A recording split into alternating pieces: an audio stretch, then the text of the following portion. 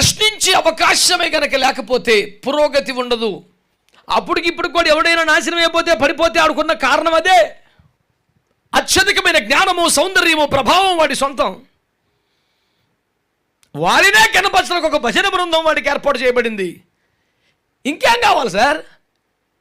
అన్నకు ఎప్పుడైనా వెళ్తే అడుగుతూ ఉంటుంది నాకు. మన ప్రయత్నం సంబంధం లేనివే ఎక్కువనే సృష్టిలో. మనం పుట్టడం కానీ, మనం పెరగడం కానీ, మన జీవితం కానీ, మన ఆరోగ్యాన్ని, హైటు వెయిట్ లైటు అన్నీ మన చేతిలో లేవు, ఏది లేదు.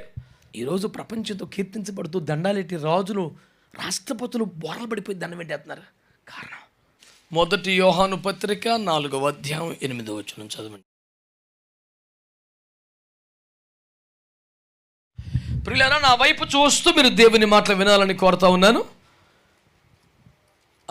మీ మొబైల్స్ని స్విచ్ ఆఫ్ చేశారా? దేవుడు మనతో మాట్లాడుతున్నప్పుడు, దేవుని వాక్యం మనం ధ్యానిస్తున్నప్పుడు మరి ఇంకేది మనకు ఆటంకంగా, శోధనగా మారకుండా మనం చూసుకోవాలి. ప్రియులారా, దేవుని వాక్యాన్ని మనం ఆలోచన చేస్తే శాస్త్ర సాంకేతిక రంగాల పురోభివృద్ధికి సంబంధించి మేధావులందరూ చెప్పే ఒకే ఒక కామన్ పాయింట్ ఏంటంటే, ప్రశ్నించే అవకాశమే కనుక లేకపోతే పురోగతి ఉండదు అనేది సమాజంలో సోకాల్డ్ మేధావులందరూ గట్టిగా వాదించేది. ప్రశ్నించే అవకాశమే లేకపోతే, క్వశ్చన్ చేసే ఛాన్సే లేకపోతే ఇక మూఢనమ్మకంలో అడ్డగోలుగా బతకడమే తప్ప ఇక అడ్వాన్స్మెంట్ ఏమీ ఉండదు అనేది మేధావులందరూ చెప్పే మాట. నేను కూడా దానితో ఏకీభవిస్తూ, సాధారణంగా మనము ప్రశ్నింపగలిగిన, ప్రశ్నించాల్సిన ఎన్నో ఖరీదైన విషయాలు మన కళ్ళ ముందుకు వస్తుంటాయి. దేవుడు అనే ఒక సార్వజనీయమైన, విశ్వవ్యాపితమైన భావన ఒకటి ఉంది కదా. ఏంటి ఇంతకీ దేవుడు? దేవుడు అనేది ఒక శక్తి, ఒక వ్యక్తి, ఒక పదార్థమా? What is God? ఒక్కొక్కరి మనస్సులో, ఒక్కొక్కరి ఆలోచనలో ఒక్కొక్క భావన ఉన్నది.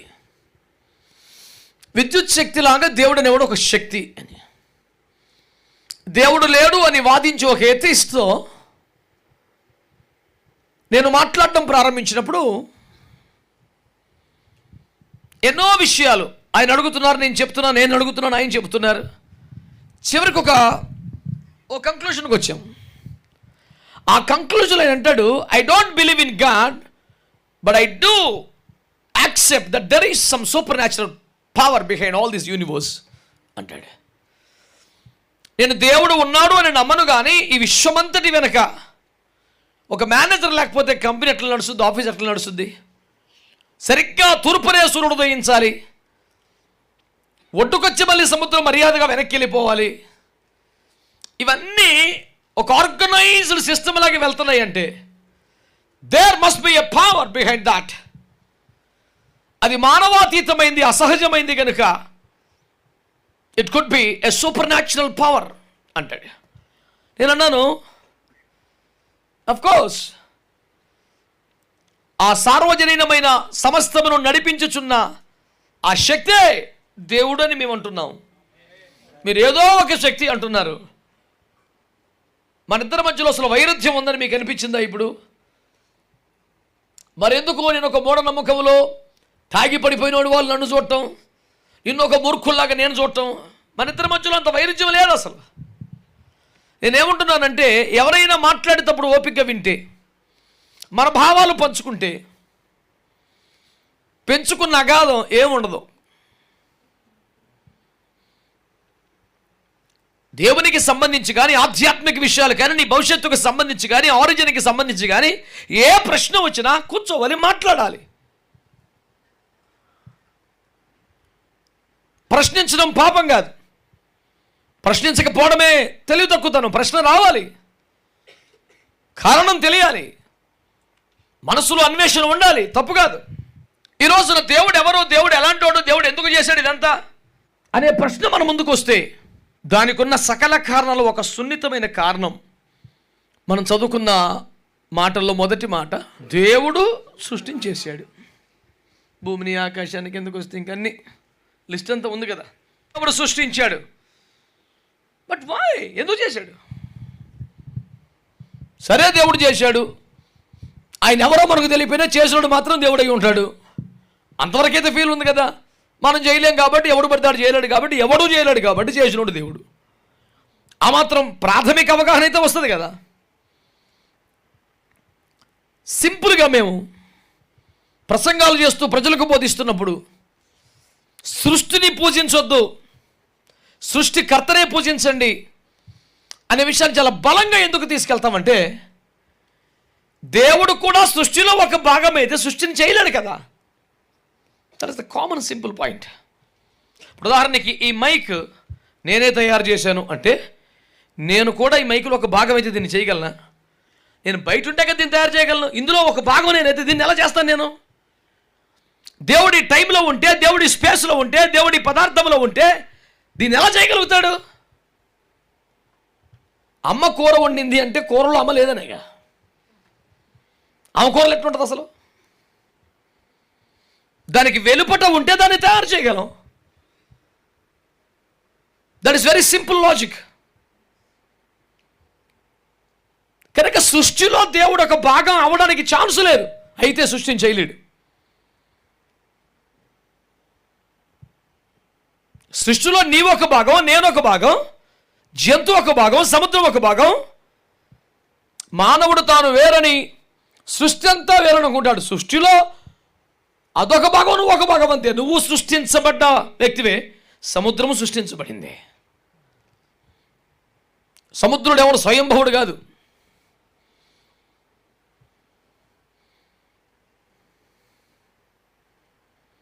అంచేత మీరు అందరూ గమనించాలని నేను కోరుకున్న పాయింట్ ఏంటంటే, సృష్టికర్త వేరు, సృష్టి ఖచ్చితంగా వేరు. కారకుడు ఒకడు, కారణం ఇంకొకటి. రెండు ఒకటి ఎలాగవుతాయి అసలు? థామస్ ఆల్వా ఎడిసన్ విద్యుత్ శక్తిని కనిపెట్టాడు, లైట్లు కనిపెట్టాడు. కాబట్టి థామస్ ఆల్వా ఎడిసన్ అంటేనే లైటు కాదు, వాడు చేశాడు. ఐజాక్ న్యూటన్ కనిపెట్టాడు, ఇదే ఐజాక్ న్యూటన్ కాదు. కాబట్టి దేవుడు సృష్టిని చేశాడు, కాబట్టి సృష్టి దేవుడు కాదు, ఖచ్చితంగా కాదు. సరే, బాగానే ఉంది. ఇంతకీ ఎందుకు చేశాడు? ఒక పాయింట్ మీరు అర్థం చేసుకోండి. దేవుడు సృష్టిని చేశాడు అనండి ఒకసారి. అంటే సృష్టి కన్నా ముందు దేవుడు ఉన్నట్ట, దేవుడి కన్నా ముందు సృష్టి ఉన్నట్ట? సింపుల్ పాయింట్ కదా. సృష్టి కన్నా ముందు దేవుడు ఉన్నాడా? పర్లేదు, కొంచెం మాట్లాడండి. ఉన్నాడా? ఉండకపోతే ఎట్లా చేస్తాడు అసలు? ఇప్పుడు నా మాట ఏంటంటే, ఆయన ఉన్నాడు కాబట్టే చేశాడు. ఓకే, ఇప్పుడు ముఖ్యమంత్రి జగన్ గారు నేను ఉన్నాను విన్నానంటేనే అందరూ మురిసిపోయారు కదా. దేవుడు అనేవాడు లేకపోతే సృష్టి ఎలా చేయగలుగుతాడు? చేశాడు, కరెక్టే. ఇప్పుడు దేవుడు ఉన్నాడా లేడా, సృష్టి ముందా దేవుడు ఉండా అనే ప్రశ్న ఫూలిష్ క్వశ్చన్ అయిపోద్ది. ఉండబట్టే చేశాడు, అయిపోయింది. ఇప్పుడు మన ప్రశ్నలు అది కదా, చాలా అమాయకమైన ప్రశ్న. ఎందుకు చేశాడు అన్నదే వ్యాలిడ్ క్వశ్చన్. చేసినోడే దేవుడు, ఉండబట్టే చేశాడు. ఇందులో పెద్ద లాజిక్ లేదు, పాయింట్ లేదు. కానీ ఎందుకు చేశాడు అన్నదే పాయింట్. సృష్టి కన్నా ముందు ఉంటేనే కదా సృష్టి చేయగలుగుతాడు, కాబట్టి ముందే ఉన్నాడు. ఓకే, కాబట్టి ఆయన సృష్టి కంటే ఆయన గొప్ప, ఆయన కలిగించినోడు, ఇది కలిగింది. ఓకే, బాగానే ఉంది అక్కడికి. కానీ ఎందుకు చేశాడు? What made him to do that? What could be the reason why అనే ప్రశ్న మనకు వస్తే ఒక సింపుల్ జవాబు చెప్తాను.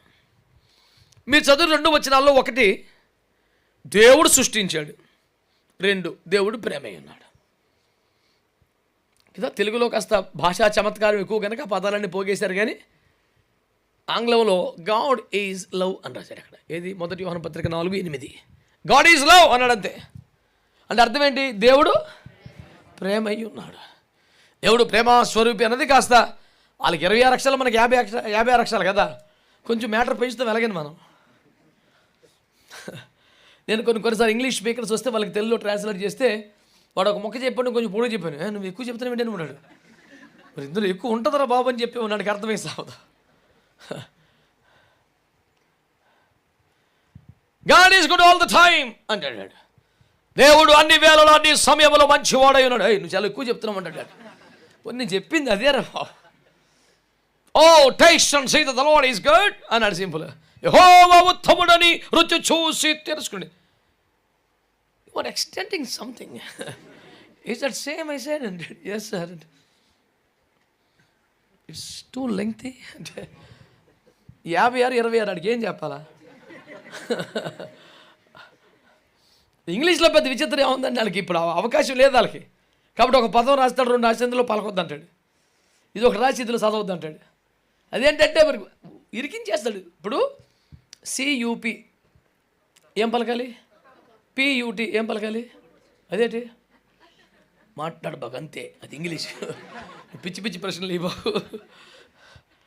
ఇలాంటి కుప్పలు తెప్పలు ఉంటాయి, అందులో సంబంధం ఉండదు, నువ్వు ప్రశ్నించబాకు. That is how we need to pronounce. Okay, అంతే. మాట్లాడతా ఒక లాజిక్గా పాడా, ఇరుకు 26 అంతే. ఇదేమో విషయాలు 56, అంతు పొంతు లేకుండా ఉంటుంది. కాకినాడలో నుంచి నేను యానా ఒక ఆటోలో వెళ్తున్నాను చాలా సంవత్సరాల క్రితం. ఏదో మాట వచ్చింది, మీ అబ్బాయి చదువుతున్నాడు ఏం చదువుతున్నాడంటే పిసికాలజీ అన్నాడు. నాకు ఎంతసేపటి కూడా పొరపంచలేదు. ఏంటంటే పిసికాలజీ, గెస్ చేయండి ఏంటది? సైకాలజీకి వచ్చిన బాధ. ఓ సైకాలజీ అంటే కాదు, నేను చదివిన పుస్తకం మీద ఉంది, నువ్వు సైకాలజీ అంటే వీటి అంటాడు. నువ్వు అక్కడ రాసినది పలకూడదని చెప్తాడు, కోపం వచ్చేలా ఉంది. సర్లే ఓకే. నేనేమంటున్నానంటే దేవుని బిడ్డలారా, గాడ్ ఈజ్ లవ్, అంటే దేవుడు ప్రేమ, దేవుడు ప్రేమ అయి ఉన్నాడు. That's it. దేవుడు సృష్టించాడు ఒక మాట, రెండవది దేవుడు ప్రేమ అయి ఉన్నాడు. God is love. One simple point,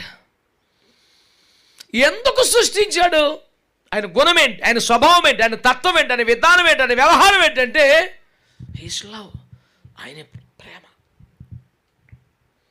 దేవుడే ప్రేమ. సింపుల్గా చెప్తాను ఎప్పుడు కూడా, దేవునిలో ప్రేమ ఉన్నది అనే మాట అమాయకం. దేవుడే ప్రేమ కదా, ప్రేమే దైవం, దైవమే ప్రేమ.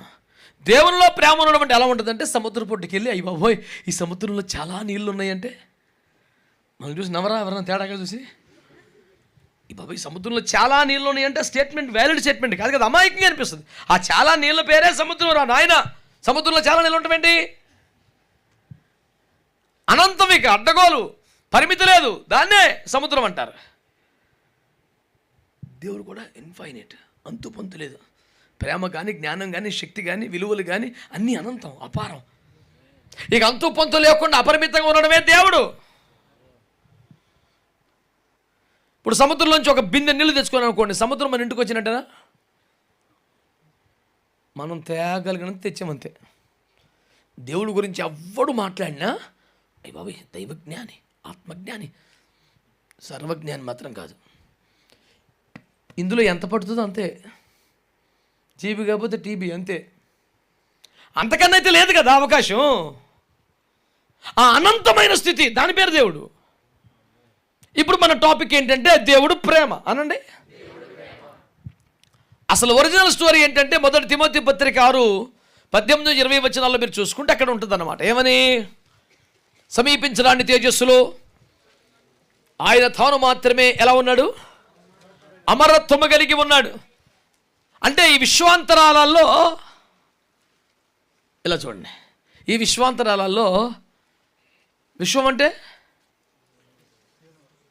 యూనివర్స్ అంటే ట్రాన్స్లేట్ చేశారంతే.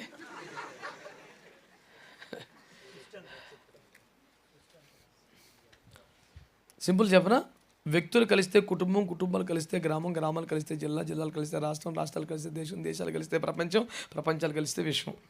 విశ్వం యొక్క స్థాయి అది. దాన్ని ఒక రఫ్గా చెప్పుకోవాలంటే మీకు అర్థమైందా? ఇప్పుడు ఈ భూప్రపంచం అంటాం అంటే ఈ భూప్రపంచానికి వెలుపటి ఇంకోటి ఉందనే కదా భావన. అందుకనే ఈ అడ్వాన్స్మెంట్ ఉన్న వాళ్ళు ఎవరు కూడా నక్షత్రం ఏంటి, రాశి ఏంటి, బలం ఏంటి, గ్రహం ఏంటి, బలగింత ఏంటి, ఈ పట్టించుకోరు. ఎందుకు పట్టించుకోరు? ఒక గ్రహం ఇంకో గ్రహంలోకి వెళ్ళి కూర్చొని ఛాన్స్ రాదు, మొత్తం సృష్టి నాశనం అయిపోదా? అవునా కదా చెప్పండి. ఇప్పుడు భూమి, చంద్రుడు, సూర్యుడు ప్రత్యక్ష ప్రయోజనాలు అనుభవిస్తున్న గ్రహాలు నేరుగా. ఇప్పుడు ఎంతసేపు ఎక్కడే ఉంటాను, భూమి వెళ్ళి కాసేపు చంద్రుడితో కలిసి ముచ్చట పెట్టుకుని వచ్చే ఛాన్స్ అవుతుందా? అసలు కలిసే ఛాన్స్ ఉంటుందా? ఒక గ్రహం వేరొక గ్రహంలో చేరటం కాదు, దాని కక్షను దాటి 1 సెంటీమీటర్ జరిగినా మొత్తం ప్రళయమే, సర్వనాశనం అయిపోద్ది. కాబట్టి ఈ శాస్త్ర సాంకేతిక రంగాల పురోభివృద్ధిని బట్టి మనకి ఆ మాత్రం కొంచెం అవగాహన ఏర్పడింది. ఓకే రైట్, కుదరదు.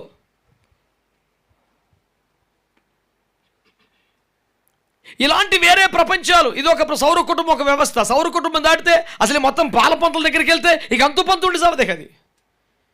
ఎన్ని గెలాక్సీలు ఉన్నాయి, అసలు గొడవేంటి? ఎన్ని కలిపితే విశ్వం.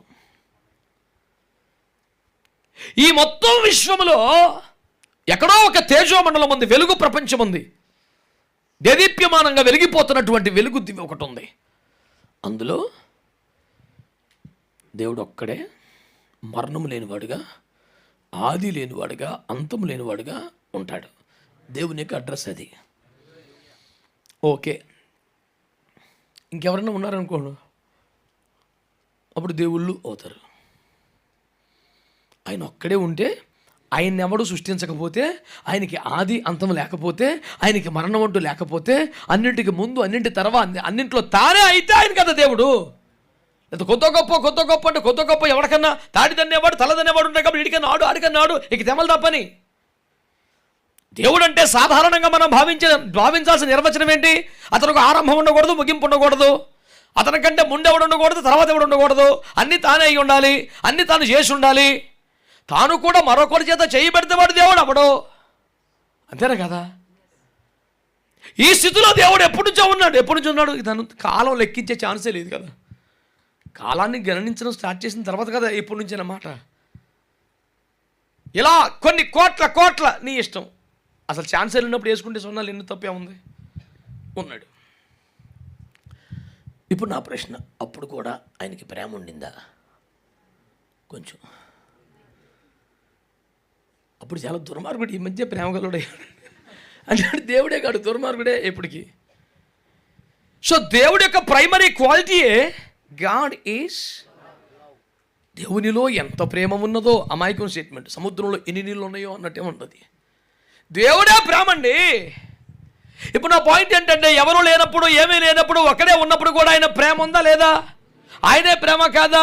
రైట్. ఇప్పుడు చాలా ప్రేమ గలవాడు. ప్రేమ ఎప్పుడు ఉపయోగపడుద్ది?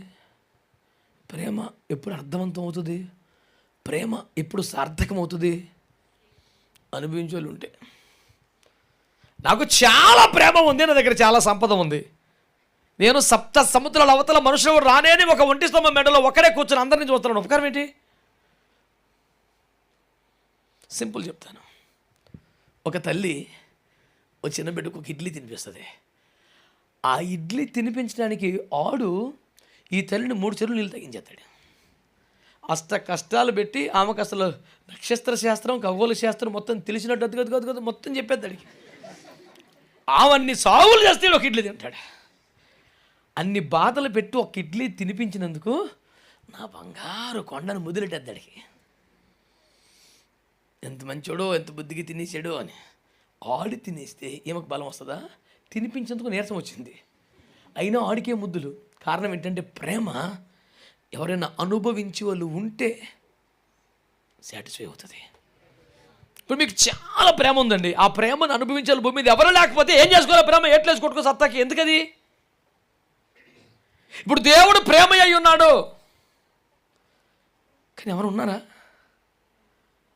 ఆ ప్రేమను అనుభవిస్తుంటే, ఆ ఇడ్లీ తింటుంటే, ఆ బొమ్మలతో ఆడుకుంటూ ఉంటే, ఆ బట్టలు వేసుకుని ముద్దు కనపడుతుంటే తల్లిదండ్రులు మురిసిపోతారు. అనుభవించింది ఒకడు, ఆనందించినోడు ఇంకొకడు. అనుభవించినోడు యువతలు ఎండ్, ఇది ఆనందించినోడు ఫస్ట్ ఎండ్. అవతలని పేరు దేవుడు, యువతలు మనం. అంతేనా కదా? So simple. నేనేమంటానంటే, అసలు ఎందుకు చేశాడు సృష్టిని అనే పాయింట్ కూడా ఏకైక ఆన్సర్.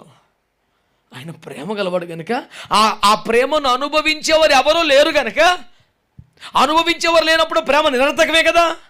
అందుచేత మనల్ని సృష్టించుకుని ఆ ప్రేమను మనం అనుభవిస్తుంటే ఆనందించాలి అనుకున్నాడు. ఓకేనా? అది కూడా వింతైన వికృతమైన ఒక 50 తలలు, 40 చేతులు, ఇక్కడ కూర్చుంటే అక్కడికి అంది అంత నాలుక, డైనోసార్ లాంటి ఎందుకు చేయలా?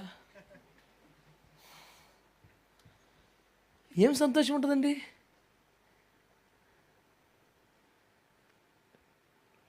పిల్లడు పుట్టడమే ఎంత పొడుగు చేత్తో పుట్టాడు ఇంకో, ఆహా ఏమి ఈ బాహుబలి హస్తం అంటాడు ఎవడన్నా. ఏడుస్తారు, ఏంటి ఇలా వికృతంగా పుట్టాడు, పెద్ద తలకాయ పెద్ద నోరు వేసుకొని పుట్టాడు అనుకోండి, ఎవరికి సంతోషం ఉంటుంది? అమ్మ పోలుకో నాన్న పోలుకుంటే తెగ మురిసిపోతారు. అందరూ వచ్చి సేమ్ మీలాగా ఉన్నారంటే రక్తం చేయం కిतना ఖుషి మిలేగా. మరి ఏమనుకున్నారండి? దేవుని కృప.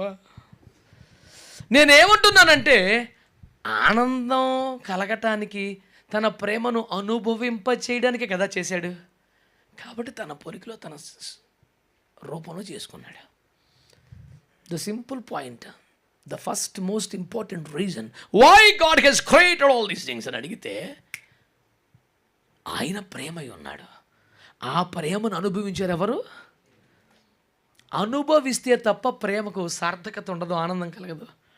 తన సంతోషం కొరకే మనల్ని చేశాడు. తన సంతోషం మనల్ని బాధించుటలో, మనల్ని హింసించడంలో వచ్చే శాడిజం కాదు అది. ఆ సంతోషం తన ప్రేమను అనుభవిస్తే ఆనందపడతాడు. పిల్లలు తిన్నా, పిల్లలు పండుకున్నా, పిల్లలు ఆడుకున్నా, ఏదైనా తల్లిదండ్రుల సంతోషమే. అంటే అక్కడ ఏంటి పాయింట్? మా ప్రేమ, మా కష్టం వాళ్ళు అనుభవించారు, చాలు, తృప్తి అయిపోతాయి.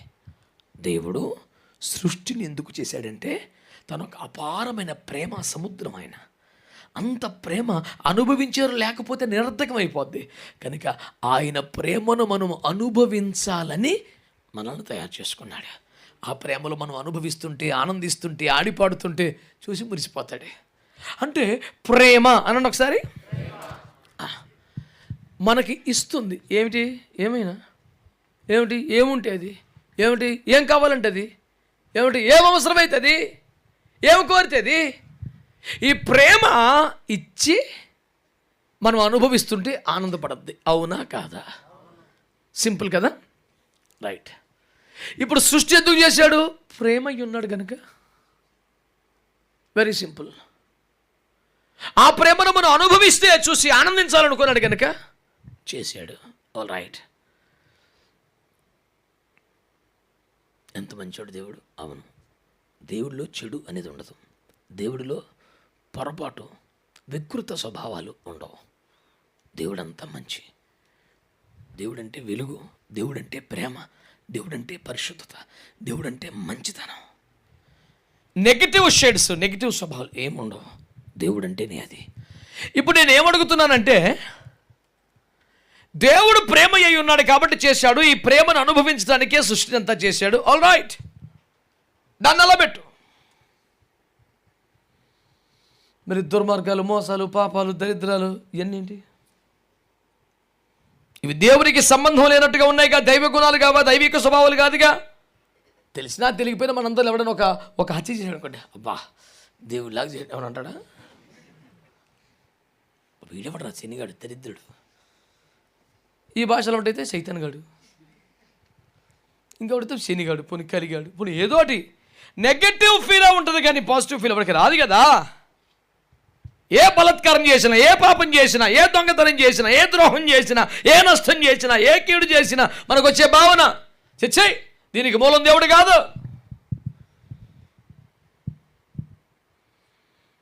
మరి ఆడేవాడాడు?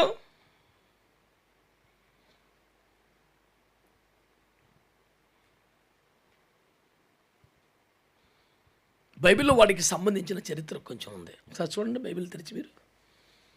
యెహెజ్కేలు గ్రంథం 28వ అధ్యాయం. యెహెజ్కేలు 28 16వ వచనం.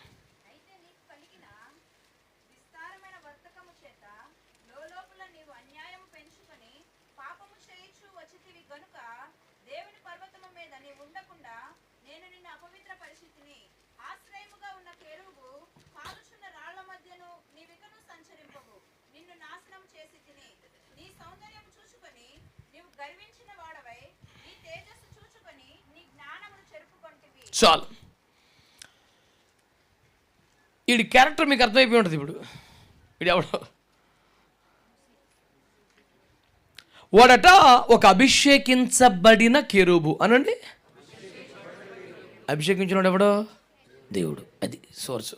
అంటే వాడిని తయారు చేసినోడు, వాడిని సృష్టించినోడు, వాడిని హెచ్చించినోడు, వాడిని ఘనపరిచినోడు. అంటే దేవుడు మానవులు చేసినట్లే మానవుల కంటే ముందుగా దేవుడు దూతలను చేశాడు. కొన్ని కోట్ల మందినే చేశాడు. నా మాట వినండి. ఆ కోట్ల మందిలో కూడా ఒక్కొక్కరికి ఒక్కొక్క బాధ్యతను అప్పగించాడు. అందులో అందరికన్నా CEO లాగన్నమాట. ఇక మొత్తం వీడిదే మేనేజ్మెంట్. వాడి పేరు లూసిఫర్. ఇప్పుడు వాడిని ఆ పొజిషన్ ఉంచడానికి వాడిని దేవుడు అభిషేకించాడంట. దేవుడు వాడిని ఏం చేశాడు? అభిషేకించాడు. వాడు అభిషేకించబడ్డ కెరూబు, ద హైలీ అనాయింటెడ్ చెరూబియన్. వాడు అభిషేకించబడ్డ రోజున గెలిచినప్పుడు విజయోత్సవాలు చేస్తారే ఎన్నికలలో, అలా అలా అలా అభిషేకించబడ్డప్పుడు పరలోకంలో, ఆ స్వర్గలోకంలోనే వాడికి వాయించడానికి ఒక బ్యాండ్ పెట్టాడు దేవుడు. అరే వీడి కదిలినప్పుడల్లా నుంచుంటే మీరు మంచి కనపరచండి రాని. వాడు వాయిద్యాలు వాయించడం కాదు, ఆడికే ఒక బ్యాండ్ పెట్టాడు. అంత స్థాయి వాడు. అపరిమితమైన సౌందర్యం, మహాజ్ఞానం, ఇదంతా చూసుకొని వాడికి గర్వం వచ్చిందంట. గర్వం వచ్చి ఏం చేశాడు? యెషయా 14:12. వాడి గర్వం ఏంటంటే దేవునితో సమానంగా ఉండాలి నేను. సమస్య ఎక్కడ వస్తుందంటే కొంచెం తక్కుదాం అనే ఫీలింగ్ లేకపోవటమే దరిద్రానికి మూలం. ఈ ఒక్క మాట మీరు అర్థం చేసుకొని తిరిగి చెప్పండి. సమస్యకు మూలం ఎక్కడ వచ్చిందండి? కొంచెం తగ్గుదాం అన్న ఫీలింగ్ లేదు. అప్పటికి ఇప్పుడు కూడా ఎవడైనా నాశనం అయిపోతే పడిపోతే ఆడుకున్న కారణం అదే. కానీ ఇప్పుడు నేను యూట్యూబ్లో రోజు పడుకునే ముందో పొద్దున్న లేచినప్పుడు అసలు ఎవడెవడు దేవుని కొత్త పాటలు ఏమైనా పెట్టారా, అయ్యగారు ప్రసంగాలు పెట్టారా, నోటిఫికేషన్ వచ్చినా ఒకసారి అటు చూస్తే ఈ మధ్యకాలం 1 నెల 2 నెలల నుంచి కనబడే డైలాగే తగ్గేదేలే అని ఇటు తిప్పి ఇటనే లోపు ఆ 10-12లో ఒకటన కనపడుతుంది డైలాగ్. ఒరే ఎవడు రీడు, ఎవడో నాకెందుకు, నాకు అమ్మ ఇది మట్టికి ఆడిది. ఎవడిది? ఆడిది.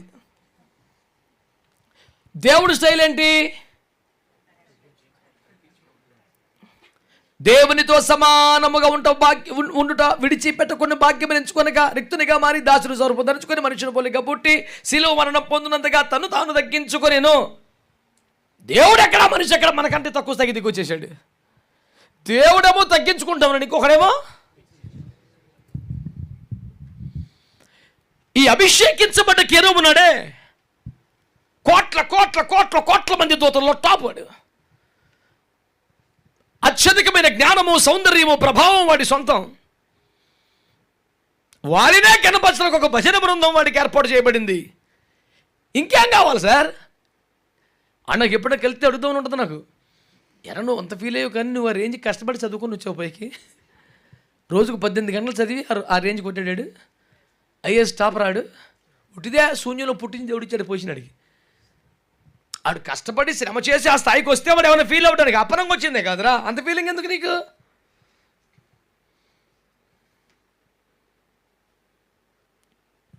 యవనస్తులకి ఎవరికి మాట నచ్చినట్లేదు. యవనస్తులకు ఉండే సహజ సౌందర్యం కానీ, సహజమైనటువంటి ఆ బలము కానీ కష్టపడి సాధించినవి కాదు, ఓరక తేరగి దేవుడిచ్చినవి. అంతేనా కదా? దాన్ని చెప్పడానికి అయితే వేమన ఏం చెప్పాడు? ఎలక తోలు తీసి ఎందాక ఉలికిన నలుపు నలుపే కానీ తెలుపు. మనం చేస్తే అవ్వదని చెప్పడం కోసమే కదా అది చెప్తా. ఇప్పుడు మా డేవిడ్ రాజు ఉన్నాడు, ట్రై చేసిన అంత లాభం అవ్వమనండి. ఇప్పుడు నాకు డబ్బులు ఇచ్చి అలాగ అవ్వమనండి. మన వల్ల అవ్వదు సార్ కదా. జరిగే కోటం కాదు ఇది. ఇంతే మేము ప్రతి ఆధారం చెప్పుకుంటాం ఈ డైలాగ్. నానా నువ్వు లాభం అవ్వవు, నేను సిక్కిపోను. ఇది కష్టమదేగా.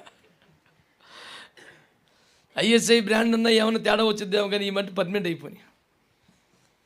నేను ఎందుకు అంటున్నానంటే మన ప్రయత్నంతో సాధించేది కొంతమేరకే కదండి. మన ప్రయత్నం సంబంధం లేనివే ఎక్కువ ఉన్నాయి సృష్టిలో. మనం పుట్టడం కానీ, మనం పెరగడం కానీ, మన జీవితం కానీ, మన ఆరోగ్యాన్ని, హైటు వెయిట్ లైటు అన్నీ మన చేతిలో లేవు, ఏది లేదు. కొన్ని పనికిమాల డైలాగులు తప్ప ఏది మన వల్ల అవ్వదు. అవునా కదా చెప్పండి? మనం పలాని కుటుంబంలో పుట్టాలని ప్లాన్ చేస్తే సాధ్యమా? మనం ఎంతకాలం బతకాలో డిసైడ్ చేయగలుగుతామా? ఎలాంటి ఆరోగ్యం ఉండాలో అసలు ఏది మన చేతిలో ఉండదండి. దాని పేరే జీవితం. నన్ను అడిగాడు ఒకడు, సార్ జీవితం అంటే ఒక మాటలు చెప్తామండి. జననానికి మరణానికి మధ్యలోది జీవితం. ఎందుకంటే నేనేం చెప్పను. What is life? A journey between birth and death, that's it. పెద్దగా వ్యాఖ్యానించడానికి ఏం లేదు. నీ ఓపిక అందులో ఎన్ని పాటలు రాసుకుంటావో, ఎన్నిసార్లు బడిలేస్తావో నీ ఓపిక నాయన. నేను అనే సువార్త ఒక్కటి వినండి బిడ్డలారా. వీడికి ఎంత చేస్తే వీడికి వచ్చింది పొగరు, మనకింత అందం, ఇంత ఐశ్వర్యం, ఇంత జ్ఞానం, మన వెనక ఇంత జనం ఉండగా మనం ఎందుకు తక్కువ? నేను దేవునితో సమానం. తగ్గితే ఏంటి పొజిషను? ఆరాధించాలి. నువ్వు దేవుడు నాయన, నువ్వు గొప్పడు అనాలి. సమానంగా ఉంటే ఫీల్ బాగుంటుంది. ఆరాధించడానికి ఇష్టం లేక నేనెందుకు సాగిలపడాలి, నేనెందుకు దండం పెట్టాలి, నేనెందుకు పూజించాలి? ఓ మెట్టు తక్కువ ఉండబట్టే కదా. Why should I? నేను కూడా సమానంగా ఉంటాను. ఆ సింహాసనం ఆశించాడంట. ఆ కుర్చీ ఒక్కటి లేకపోబట్టి మనకి ఎవడ దండం పెట్టలేదు. అదే కుర్చీ మనం కూడా కొట్టేతే ఈ పూజ, ఈ నమస్కారం అన్నీ మనకు కూడా వచ్చేస్తాయి. దేవుడు ప్రేమించాడా, ఆశించాడా? కొంచెం చెప్పాలి. ఇప్పుడు ఈ శనిగాడు, లూసిఫర్డు, ఈ కలిగాడు, ఈ బ్యాచ్ ఉందా, వీడు ప్రేమించాడా, ఆశించాడా? కాబట్టి ఆశించుట ఎవరిది? ప్రేమించడం ఎవరిది? That's it. మీ కొరకు దేవుడు నాకు ఇచ్చిన సందేశం ఇదే. దేవుడు ఏం చేస్తున్నాడు? ఏమీ ఆశించకుండా ఏం చేస్తున్నాడు? సాతాను ఏం చేస్తున్నాడు? ఎవరిని ప్రేమించకుండా. ఇప్పుడు మనల్ని ఎవరిని ప్రేమించక్కర్లా. ఆడికి మనం ఏడ్చలేదు, మనం వాడికి ఏడ్చలేదు. కానీ వాడికి ఆ పొజిషన్ ఇచ్చిందే. ఆయనన్న ప్రేమించాలిగా. ఆయన గురించి కేసరి పెడతామని చూస్తాడు. ఎవడు అసలు? తేజో నక్షత్రమా, వన్ ఒక స్టార్ అని పిలిచారు. మార్నింగ్ స్టార్ బస్సు కాదు, ఆడు. తేజో నక్షత్రమా, వేకువ చుక్క, నీవెట్లు ఆకాశుని పడితివి, పాతాళముల ఒక మూలకెట్లు త్రోయబడితివి, ఎట్లు నరకబడితివి. ఒక నరుకు నరికి వచ్చి కింద పడ్డాడు అంటాడు. అంత నాశనం, అంత పతనం, అంత ఘోరం, అంత దుర్మార్గం ఏంటనుకున్నారు? ఆశ అనండి.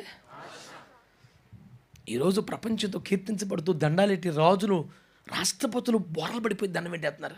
కారణం ప్రేమ. అంతేనా? హలో, దేవుడికి సాగిలు పడుతున్నారా? దేవుణ్ణి పూజిస్తున్నారా? సాష్టాంగ దండ ప్రమాణం చేస్తున్నారా? మహామహులు కూడా లొంగిపోతున్నారా? What made these people to bow down before God? The answer is love. ఆయన ప్రేమ. అంతేగా? ఈ జీవితం, ఈ ఆరోగ్యం, ఈ జ్ఞానం, ఈ అవకాశాలు, what all we have is just because of the love of god. దేవుని ప్రేమే తప్ప ఇంకేదన్నా కారణం కాదుగా. ఇప్పుడు ఈ భూమి ఎలా తయారైంది? అసలు సూర్యుడే లేకపోతే సౌర కుటుంబంలో ఈ భూమి యొక్క వ్యవస్థను ఊహించగలమా? Without sun.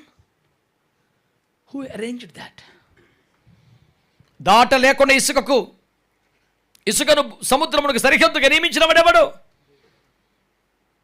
ఋతువులు కాలమును నియమించిన వాడెవడు?